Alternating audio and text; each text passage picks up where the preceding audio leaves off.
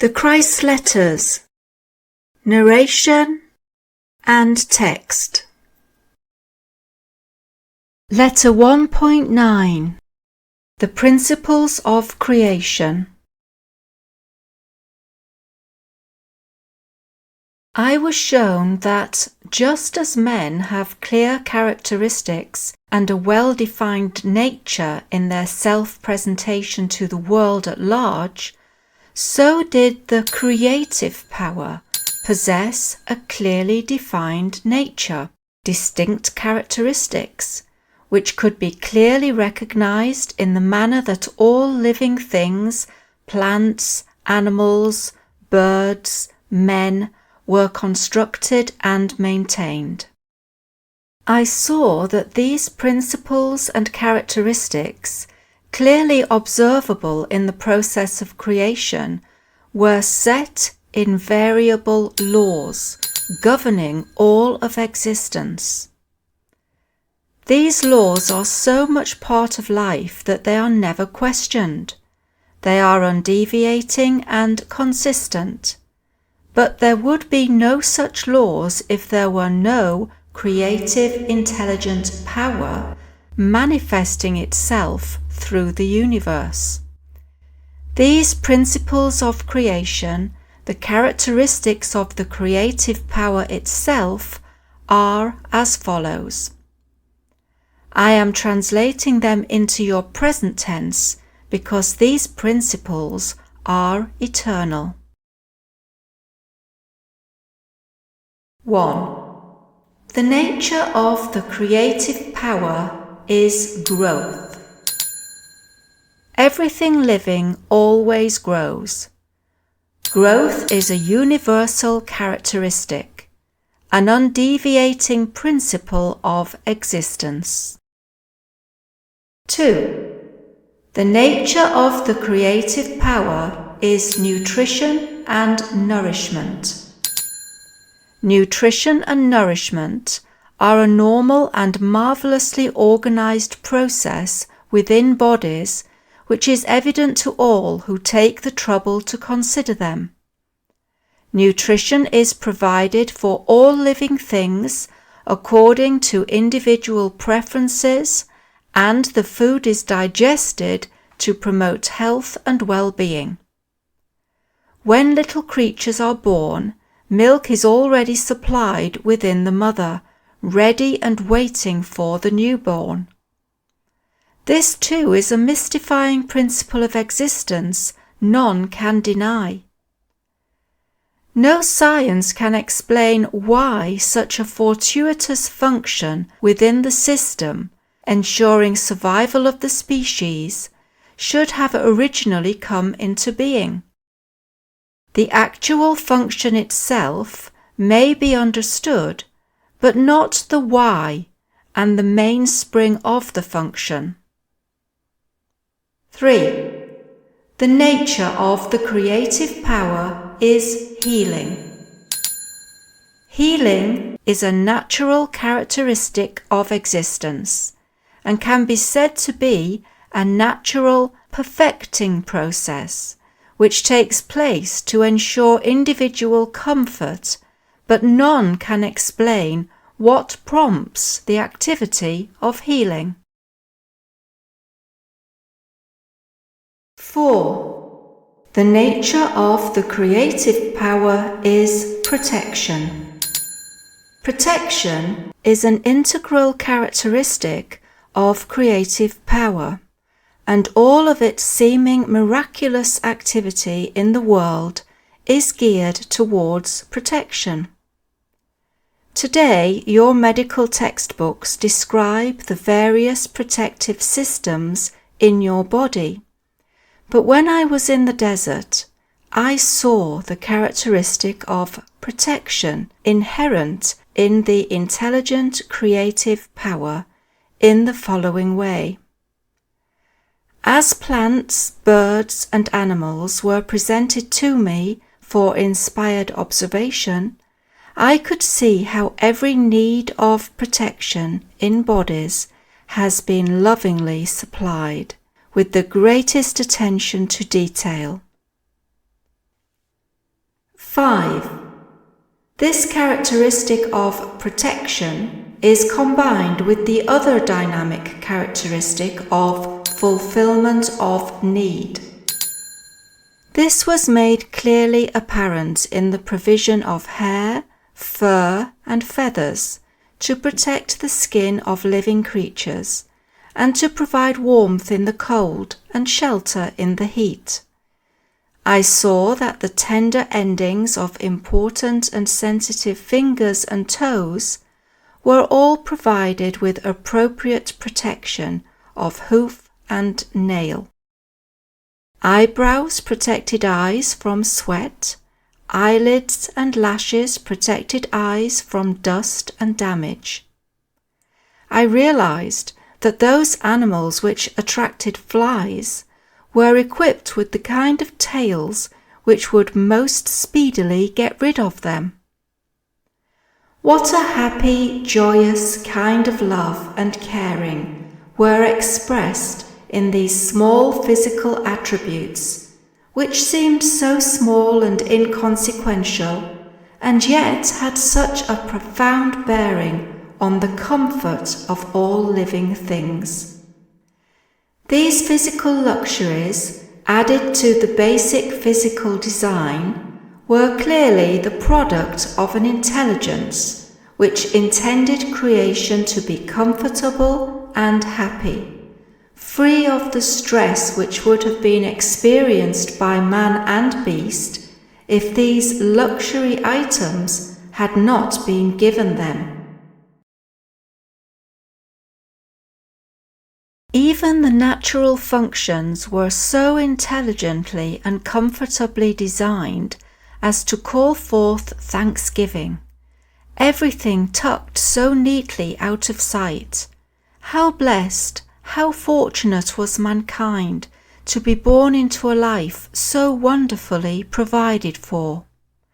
Again my praises soared, and I was lifted on an inner golden light of rapturous wonder, for I now saw that in addition to freedom from stress, living creatures were also meant to express the exuberant loving nature of the creative power.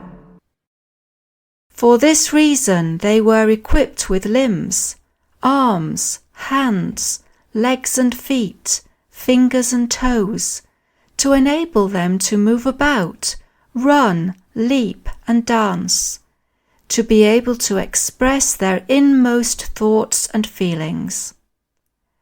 I even felt that if mankind longed to fly and grow wings, and believed with all their hearts they could do so, eventually they would begin growing something additional to enable them to fly.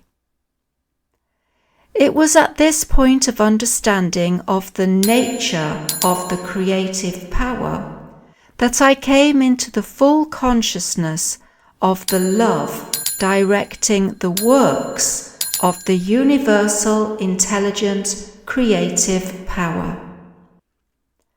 As I pondered this love, I realized that the Mother in creation nourishes, protects, fulfills the needs, and tries to promote healing of offspring. This is the activity of love.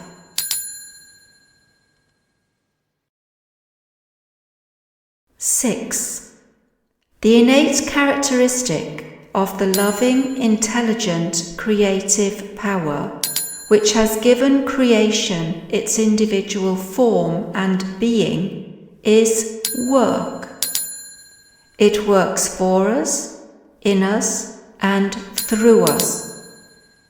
Its work is always, always, always prompted by love. This cosmic revelation filled me with joy and astonishment. What a wonderful world we lived in!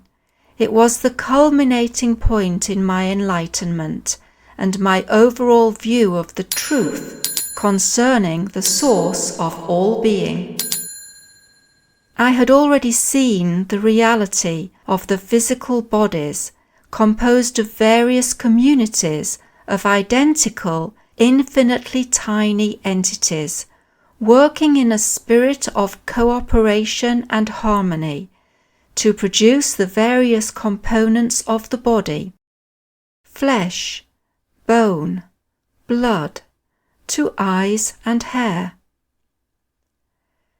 The only difference between these communities lay in the type of work demanded by their common goals.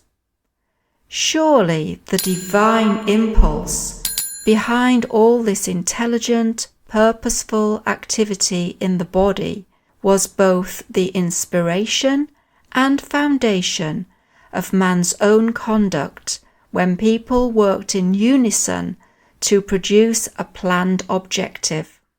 They drew intelligence and purpose from the creative power, yet how very different was man's behavior when engaged in earthly construction or any other communal project, for it was inevitably characterized by arguments and dissension.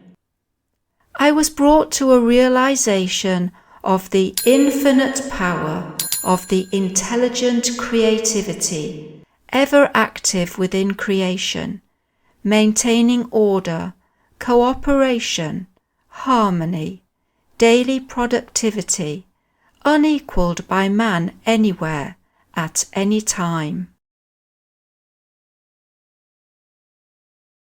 7. Survival was a natural characteristic of the creative power. In every case, the most wonderful provision had been made for all living things to grow, be healed of illnesses and injury, nourished in order to keep the body healthy, and to produce its own kind in order to ensure survival on this earth. This was the only reality mankind could be absolutely sure of, and its activity was consistent year in and year out. The sun, moon, stars, all remained in their places for millennia, and it was recognized that they all possessed their own paths of movement. This phenomena was all part of the grand scheme for survival in creation. If this was so, how could there not be survival of the eternal flame of loving, intelligent, creative power, hidden within the created entities of every kind in the universe? Therefore, this world was but a shadow and image of the hidden worlds of loving, intelligent, creative power beyond this dimension. The reality of the entirety of creation lay beyond this visible world. 8. The inherent characteristic of loving, intelligent, creative power was rhythm. I saw that there was a rhythm in operation in the world. Everything was subject to seasons, which gave a blossoming and burgeoning of life, a growing season coming up to the ripening and harvest, and the production of seeds which ensured the survival of plant life. Then there was the gradual dying away and rest period of winter. But nothing created and living was allowed to become extinct. The sun and moon expressed these characteristics within the universe. This rhythm could even be seen in the females of living things. Therefore, everything in creation had its due time for appearance and harvest. It followed that man himself was subject to tides of growth and success and tides of dormancy. 9. The inherent characteristic of the loving, intelligent, creative power was law and order. The undeviating order and reliability apparent in creation, even governing the tiny entities, cells, within the body, were astonishing, and far transcended any human endeavour. Therefore, the entire universe was operating under a system of perfect law and order. I realized on ever higher and higher levels of spiritual exaltation that the creative power exhibited intelligent purposefulness and loving concern for all living things. I realized that life was not something nebulous or amorphous, but an intelligent, loving, creative power which I could actually feel within myself as a tremendously heightened state of being, perception, radiance, ecstasy, joy, love. I knew myself to be one with it, filled with it, and I was one with everything around me, and one with the sky and stars. And most wonderful and glorious of all, the very nature and function of this Father creative power was to work in order to create joy, beauty, and comfort to ensure mankind's well-being, to work within mankind to provide interior joy, health, and comfort, and to work through mankind, inspiring him with new realization and understanding. Wonderful vistas of glorious creativity came to mind. Once we became truly at one, purified channels and instruments of the intelligent creative power, we could gradually ascend in consciousness until we truly expressed through our minds and hearts the very nature of the universal creative power. Then life on earth would indeed become a state of heaven at all times, and we would enter into a state of eternal life.